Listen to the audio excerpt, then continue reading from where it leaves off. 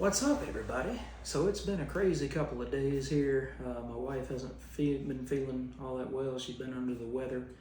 So I'm just now getting done running around, taking our son to school and bringing him back home. Band practice and senior meetings and things like that. So all sorts of fun stuff. But you know what's real fun? I got a stack of books here with your name on it. So let's go ahead and take a look and see what I picked up this week. All right, book of the week this week is Seasons, issue number 7 by Rick Remender and Paul Azaceta. Here we have winter trying to save spring, and I believe it's autumn that is still stuck in this realm. We're getting this beautiful cotton candy colored world that, you know, takes you right back to the fair. But it's much more deadly than any fair because it's not the funnel cake that's going to kill you here. Oh, my nose. It's not the funnel cake that's going to kill you here, but instead it's these crazy clowns and this tentacle-like thing, you know, which, I mean, if, you know, Japanese culture has taught us anything, then it's to fear the tentacles. But they're running throughout the city. They're trying to get away. And finally, Mr. Lorenzo, who's one of Spring's friends and is running a bakery, then it yanks him out of there. And she says, I'm going to save him no matter what it takes. So she finally gets up on top of the air where he's being held, because she's got a jetpack. Where she finds a jetpack, nobody really knows. This is kind of a world of imagination. It's a world of helpful things kind of falling into place. So it's not that she built the jetpack, not that she's engineered anything. That's the word I was looking for. It's useful engineering, that you can find things like a jetpack, and it gives you the ability to fly, to get away from these creatures, whatever it takes. So this is an all-out action issue, okay? The last few issues we found that these mirrors, when people stare into these mirrors, that they have been provided by this crazy circus, then it causes them to lose touch with reality, and they just stare into it like Narcissus, and they just think, oh man, this is the perfect world. This is the world that I've always wanted to live in, without pain, without fear. So it's an interesting proposition for a lot of people, because a lot of people deal with grief and loss and pain, and they lose their best friend, they lose their cat, their dog, their mom, their dad, whoever. And a world without pain seems perfect. It's like heaven. But not if it's forced upon you. And that's how the Summer's sisters, or the Seasons sisters rather, feel about this. They feel like, you know, one or two of them are somewhat vain, and so they fall under the trap of the mirror. But spring and winter are not going to fall that easily. They decide to fight. So it is kind of funny, because, you know, you've got the circus people, and they're coming and chasing them in a helicopter, and it says, let's give our stars a hand, and here comes a giant yellow hand out of the helicopter. And so they take off, the two sisters take off on the jetpack, and one of the guys that's in the helicopter says, no escaping now, use dames as a disguise of the show. So you got carny talk from back in the 30s, and it's almost like Rambo, man. They're just after these sisters, and they're not going to give up until they get them. And so they run into this house, and summer season is one of those that's staring into the mirror. So it's summer and autumn that have fallen under the spell, and they see their parents, and they see a world where their parents are still alive, and their parents fell to these mirrors a long time ago. So It's really just these two that are left. And at the end of the day, all that's left is Spring to save the day. So is she gonna save the day? I don't know. But the art in this book is like pop art gone wrong, mixed with Winsor McCay, mixed with going and coloring this comic book with ice cream from Baskin Robbins, because the colors on this, which are done by Matthias Lopez, are just wild. It takes you back to those old Winsor McCay pages from Little Nemo in Slumberland. So that right there is definitely the book of the week. I hope you guys have been reading this, because if not, you are knocking yourself out of something that's really great. So that was by Rick Remender and Paul Azaceta. All right, next up we have G.I. Joe issue number 10. This has got Josh Williamson writing it, and Andrea Milana is the artist. And we've got the continuation of Blood making CoverGirl and the Baroness go at it in this pit. And he says that you've got to fight to the death. One of you has to die. And so eventually it looks like the Baroness triumphs over CoverGirl, but that's just to lure him into the pit. And Major Blood's, he's an eye for an eye. He says, after I take your eye, you can cry on my shoulder. And she said, if you want this eye, then come and get it. And so this art by Andrea Milana is action-packed. It's exciting. It takes you right into the feelings of G.I. Joe. If you ever watched the original cartoon, you're just transported right back into there. Although the Baroness is on the side of the good. She's trying to be good. And Cobra is just trying to pull her back in, pull her back in, pull her back in. And she's not going to have any of it. I've figured that out about some people in the world over the years, is even if they want to do something real bad, if somebody forces their hand to do it, they won't do it just out of spite, just out of, you're not going to tell me what to do. I've known people too, hey, you need to eat some green beans, you need to eat some broccoli, you need to put this in your diet, you need to do these things, and they just won't do it. So, some people, once they get something in their head, they're just not going to let it go. And that's how the Baroness is. She's determined, the Joes are my friends, and I'm not gonna fall for that. So now we get Clutch and Risk, and Risk thinks that Clutch, he followed him to this abandoned location, and he thinks that Clutch is on the side of the Cobras and that he's defected from G.I. Joe, and nothing could be further from the truth. He's looking for Energon to try to re-energize the Energon weapons that G.I. Joe has captured, so that they can make it a more equal fight, because thanks to the Decepticons and some rogue Autobots that don't know any better, Cobra has gotten a hold of Energon weapons, and that has caused all sorts of hell to break loose. So Clutch is actually trying to even the playing field for G.I. Joe, but Risk didn't know that. So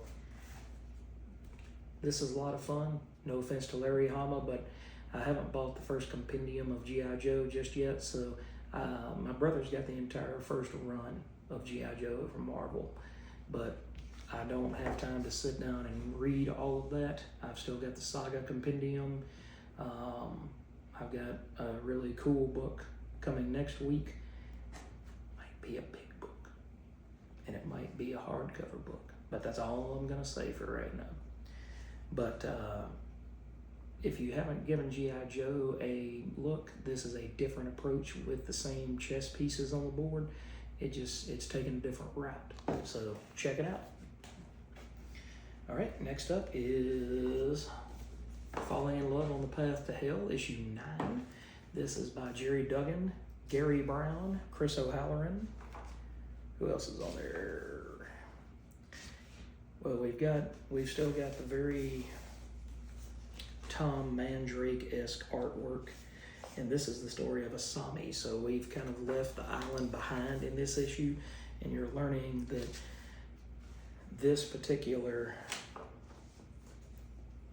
samurai loves a Sami and he wants to be with her.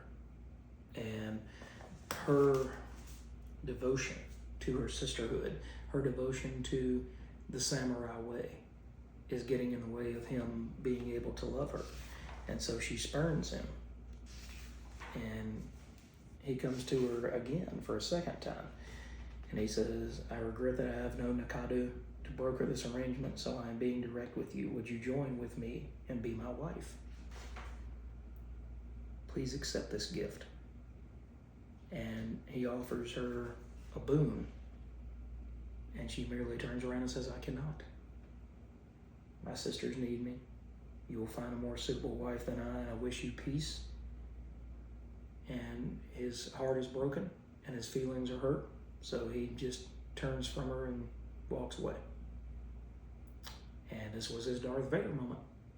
He turned to the dark side when he was spurned. So he says, if we need women to fight for us, then perhaps we should be obliterated. So he's you know, the whole thing about nothing worse than a woman scorned. Well, apparently he's a woman because he's not going to take it laying down. But you get world building in this issue, which is really good because you've seen a little bit of the history of the gunslinger. You've seen a little bit of the history of a Sami. But this is the kind of stuff where it's not a filler issue. It doesn't even feel like a filler issue. It's got the regular art team on it. It's got the regular writer on it. Instead, it is backstory and world building, and that's what you need a whole lot of times. That's what people are sorely lacking, is that backstory and that understanding of where these characters come from so that they become more real and they jump off the page at you. So you get this knockdown, drag out fight with all of the female warriors and samurai. It sounded a Sami fought like hell. And she saw Mio, her best friend, get attacked with a weapon, with a gun, Western weapons. And all of a sudden, she's attacked by Shimazu. And he says, Lord Shimazu. And so he sets their temple on fire. He sets their dojo on fire. And this sets a fire off in her chest because she's very proud, and she's very proud of the names of all the women warriors who have come before her. And she doesn't want to see them forgotten. And with this fire, he's burning more than just their building. He's erasing the names of these warrior women, these samurai that came before her. He says, what history? The shame that of all you wielding folded steel will be unknown. You are ash and you will be unremembered. And she attacks him and overcomes him. And in the end, she finds her sensei. And she says, please don't let them dishonor me by taking my head. And she does what she has to do in order to protect the honor of her sensei. So you're getting a history lesson. You're getting a history lesson about a Sami. Getting a lesson about love and how somebody can react when they feel unloved or scorned. And how far some people are willing to go to hurt the one that they love. And instead, you get this really awesome story that reminds me of, the cover reminds me of the opening scene, cutscene on the original NES Ninja Gaiden, where the two ninja warriors are fighting each other in the wheat field. So that's an awesome, awesome read this week. All right, I'm going to talk about this more in the initial assessment video, but you have Escape by Rick Remender and Daniel Acuna. And you've got the story of Milton, who is a fighter pilot, and he gets shot down in enemy territory, and he's got to find his way out because the city in which he is taken down is going to be bombed out of existence within 24 hours. So that's all I'm going to say about that. But it's awesome. The coloring that Daniel Lacuna is doing on this book is top notch. So we'll talk about that more and show you more about that in an upcoming video. All right, guys, we're rocking on. We've got, let's see, what was her name here? Wagula on the cover to Battle Beast issue 4. This is Robert Kirkman and Ryan Ottley. And we've got the continuation of Battle Beast. And the prince sees this provocative woman here and says, hey, we've got to save her. She's got her foot caught right here. We've got to help her. And she says, you know, if not gratitude, how about a little affection? He says, I don't need that. I'm searching for something else. And then he falls asleep.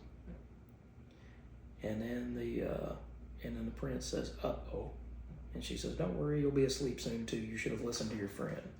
So then they wake up and, you know, they're about to be Hansel and Gretel. And so the witch woman keeps talking and talking. A little eye of Gromp, some Veluza flakes, just a pinch of. And now she sees part of a sword. And at the end of it, he realizes who she is, and she realizes that he truly is, this little guy truly is the prince. And that he's just trying to get back. And so she says, wait a minute, I didn't recognize you without a big fat butt of yours. And he says, yep, the fattest butt in the land. And so she uses her magic powers to restore him, although it's still going to take a little while to restore him. Now, if one could bet, seeing as how this guy is nothing, absolutely nothing to Battle Beast, I'd say give him about 3 to 4 issues, and we're going to see him try to take Battle Beast down as a totally different, not so nice character. We'll see what happens. But the only other thing I'm going to show you guys from this issue is that we have a new weapon for Battle Beast. Rise now, Battle Beast, and accept my gift. Drascula, the Forever Blade. Look at that thing, man. It puts William Wallace's blade to shame. William Wallace's blade was about the same height as I am, which is 5'8". That thing got to be at least 12 feet tall. So that's one serious blade that the Wagula has given to Battle Beast. And he said, this pleases me. Because all he wants is to find someone who can best him in combat and end his life. That's all Battle Beast is looking for. And so far, he hasn't found anybody that can compete with him, even the Colossus. Oh, I lied. Check that page out, man. Look at all the detail. Look at the castle. That's awesome. You can tell how much fun both Kirkman and Ottley are having to work with each other again and to build this world out. Ryan Ottley is absolutely loving this. Now, I don't know how long he's going to stay on the title, because he's already said after he did his Amazing Spider-Man run a couple of years ago that he would not go, you know, do another long run. But hey, if this thing goes even 12 issues, then I will consider it to be an absolute classic, something that everybody should read. All right, what else do we have here? All right. Brutal New Side of Spider-Man with a wonderful cover by John Romita Jr. here, but interior artwork by Michael Dowling, and the writing is done by Joe Kelly. So you've got this really cool artwork by Michael Dowling. I've got to say, I really like his Spider-Man. It's got a realistic feel to it. On the other hand, you've got this cartoony, almost like a John Paul Leon type style right there with this couple of pages here, and then you get this dynamic Spider-Man. So coloring is awesome. And but you get a really dark Spider-Man here. He shoots them with the webs, and then Captain Kintsugi looks and says, you know, that's cool and all, but can they breathe like that? Did you cover their mouth and stuff? And he just disappears. Spider-Man has no blanks to give, not at all. Meanwhile, Tombstone goes to talk to Peter Parker, and Peter Parker blows him off and says, I'm not afraid of anything anymore. And so he goes back to his office, and then he gets attacked on the way home by the Shocker. So Michael Dowling has got some artistic chops now. It would be cool to see him on this title, you know, once Ramita or Pepe Larraz gives up the title. It would be cool to see Michael Dowling on here on a regular monthly basis. You know, I don't know that he could do 2 issues every month. I don't know that he could do that, but it would be cool if he could keep up with that schedule. You get Felicia coming in as the Black Cat. The Shocker is about to kill her because he has changed up his shock absorber gloves. They've got a new setting, and apparently it's much more in tune with what's going on inside your body, so you're kind of getting rattled to death from the inside out. And Spidey stops him just in time, breaks his hand, breaks his wrist, and then goes swinging off into the night. So I don't really know what Joe Kelly is playing at with this particular storyline, but I will say that we have a conundrum at the end. Kind of felt like the Clone Saga all over again, but not quite. But I don't really know where he's going with this.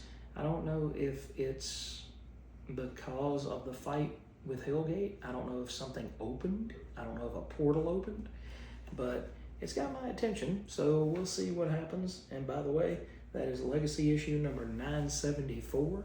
So 2 weeks from now, we get a double-sized 975. Then we're 2 years worth of issues, so actually 1 year away from the massive, amazing Spider-Man 1000, which I have no idea what they've planned, but I bet it's cool. Okay, next to last, we have James Tinian, Letitia Cadenici, Jordi Belair, and Aditya Bidikar, The Department of Truth, issue 33.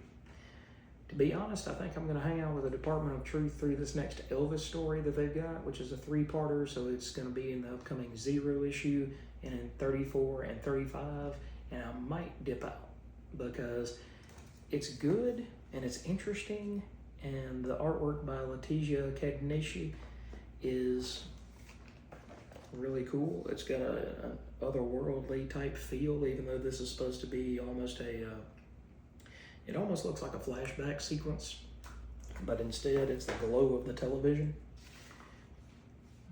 But we've got Frankie, or Frank, who is our main character here, who is gonna drink a bunch of NyQuil and go night-night. And so, let's see. So her friend says, look, you gotta make yourself throw up. She says, no, I've got to see the Hat Man. I've got to see whether my friend Bobby died for nothing. And so then she goes off into this trippy world where she sees Bobby, and it's a meta conversation about the Hat Man. See, that's where it's losing me. That's where this series is losing me, is it's a bunch of exposition. That was the word I was trying to think of. I was going to say explanation, but it's a bunch of exposition. And it's talking about,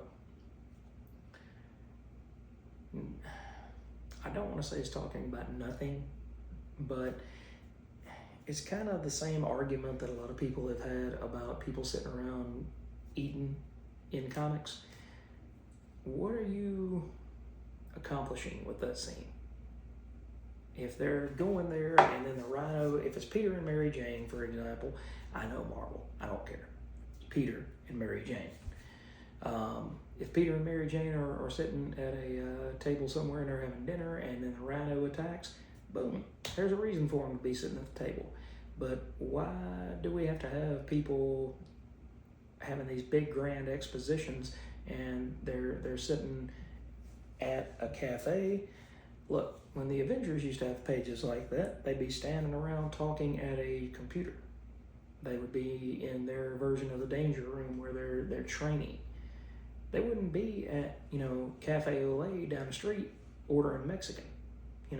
Well, I've got all these superpowers and it's so terrible because I can't decide which burrito I'm going to get. That's not interesting. And this talking head thing is not necessarily interesting either, because it's almost like, you got this guy, but it's a comic book. He's not going to jump out at me in my nightmares tonight and come get me. But it's the Hat Man. And she's like, "You're not real." And he says, "Neither are you." And so, it's the boogeyman, okay? It's the boogeyman. And the boogeyman does attack her friend here and cuts him with a piece of glass in his face. But at the end of the day, I don't know. I'm just not seeing where the story's going anywhere. And that's got me thrown for a loop. She sees her friend. She realizes what happened. And then somebody from the department comes and says, "Look, it's best if you just say that your friend went off her rocker and then her other friend tried to help her and she got attacked and then you protected yourself." And that's the easiest story to give to the authorities, rather than you saying, "Oh, well, I went and drank 7 bottles of this and was trying to figure out what the truth was." It's kind of convoluted. It's a little bit convoluted. So, I don't know. I liked it, but at the same time, probably not going to hang out after the Elvis arc. All right, and the last book that we've got here is The Walking Dead Deluxe, issue 119. We are neck deep into all-out war between Rick and Negan. I got to be careful which of these pages I show you there, because you got a bunch of dirty language from Negan, and you got a bunch of violence perpetuated towards human beings and towards zombies in this book. But Ezekiel's got to find his way, because he lost Shiva in the last issue. She died protecting him, and he doesn't know how to handle that. Meanwhile, Aaron lost his boyfriend, and you've got a lot of loss that happened in the last issue. And here is kind of a rebuilding, while at the same time, at the end, Negan throws a grenade through a window and blows up a building. And then he sends, let's see, then he sends Holly back, but Holly's not exactly who she was before, aka a zombie. So this really built this title up after it had kind of gotten into a lull in the late 80s to early 90s. Then we got Negan in issue 100, and then it just continued to build and build and build and build all the way through the end of this story arc. So next issue in 2 weeks is 120, and that is what I got this week, folks. So what books did you pick up? What are you reading? Are you excited about Escape? Because you know what? The one book I never read that Rick Remender did was Fear Agent with Tony Moore, of all people, the original artist on The Walking Dead, for the first 6 issues and the first 25 covers. But between the seasons, the Sacrificers, and now Escape, Rick Remender is showing me that he's got the same level of chops that somebody like Jeff Lemire has, and it's just great storytelling. So anyway, guys, I've taken enough of your time. Hope you have a wonderful day, And let me know down in the comments what you picked up, what you're reading, what you're enjoying, what you're dropping. Are you guys going to stick it out with the Department of Truth, or are you done with figuring out what the truth is and what's a lie? All right, guys, take care. We'll catch you in the next video.